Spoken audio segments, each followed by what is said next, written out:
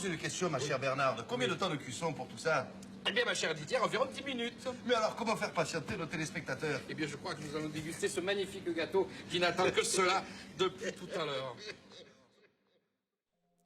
Pour vous faire patienter, et en moins de 10 minutes s'il vous plaît, on a décidé de vous présenter un film digne des plus grandes soupes cinématographiques, The Chef. Chaque année, fin décembre, c'est la même jérémiade, on a trop mangé.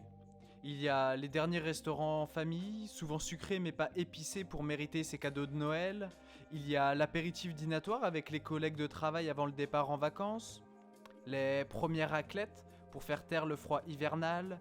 La dinde du réveillon et nous voilà farcis pour le 25 où la bûche familiale devient déjà pesante. Puis entre, par je ne sais quel orifice, la bûche alcoolisée du 31 qui passe comme neige au printemps. L'orage de la nouvelle année nous frappe à la tête et nous voilà déjà en 2022 à déguster en Mayenne, comme des oies gavées en Dordogne, la galette des rois. C'est sur cette montagne de nourriture, parsemée de chocolat et autres confiseries, que nous cheminons, las et pourtant tenaces, à pousser nos gros ventres de gourmandise comme Sisyphe pousse son rocher. Attention, le festin n'est pas terminé, voilà que le frigidaire cinématographique s'ouvre sur ce film d'1h30 à peine, qui nous explose dans l'œil, comme le bouton de chemise de l'oncle Hector qui n'a pas su calmer sa faim. Tiens, ça c'est de la soupe aux choux. De la vraie, faite avec mes choux à moi. Une variété de printemps, le bacalan hâtif.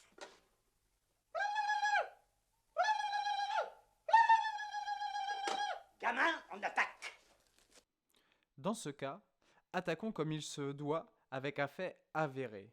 La tendance est à la cuisine ouverte comme dans le long métrage The Chef réalisé par Philippe Barantini. La cuisine ouverte exhibe ses formes et ses couleurs face à la pièce à vivre, la pièce à manger, la pièce où s'installent ceux qui picorent, papilles et pupilles dilatées devant les mets. Cette architecture est une aubaine pour concocter collectivement des recettes, régaler la tablée sans s'éclipser à tout bout de champ.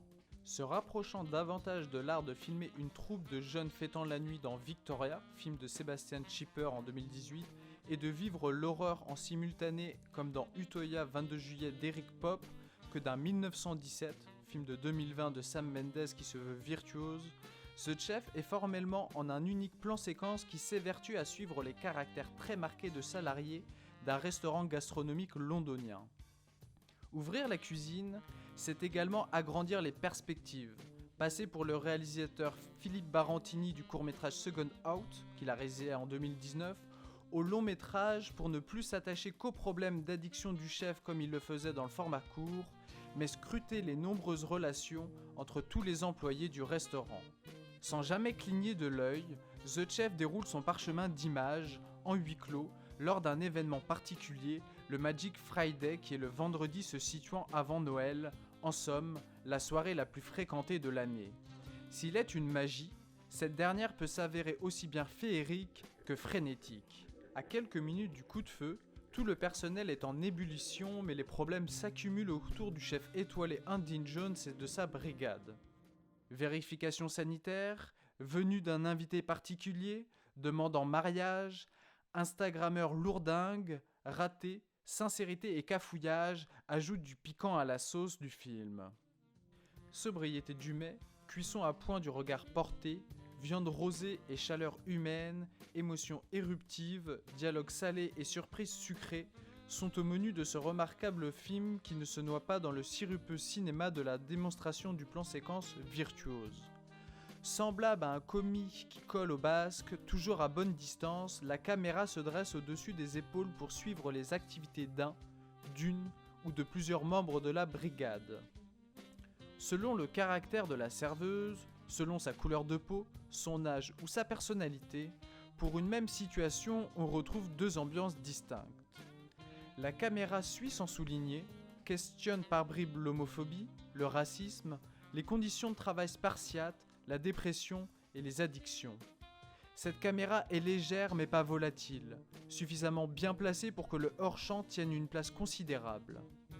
Indéniablement, le récit et les personnages fonctionnent, en atteste la sensation d'avoir de la vie dans le moindre espace, d'être soi-même invité dans ce restaurant, en goûtant seulement cette cuisine des yeux. Allons, vieux, même dans les grands restaurants, on crache dans les plats, alors dans ce taudis, je vois pas pourquoi il se ferait chier. Alors, je vous laisse manger. Bon appétit.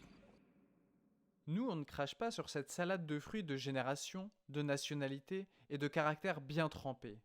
Le film se meut, derrière les uns et derrière les autres, imprime leurs sourires, leurs angoisses, leurs méprises, leurs talents dans une cuisine ouverte, là où l'on regarde sans forcément tout voir, là où le féerique et le frénétique se côtoient, là où la seule musique qui rugit est celle de ce bouillonnement du magique Friday.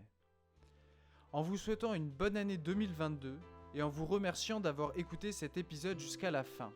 Le film est distribué par l'excellent distributeur UFO Distribution. N'hésitez pas à réagir sur nos réseaux sociaux et à noter l'épisode sur les plateformes de diffusion. Vous pourrez retrouver dans la description toutes les références citées dans l'épisode. Ciao!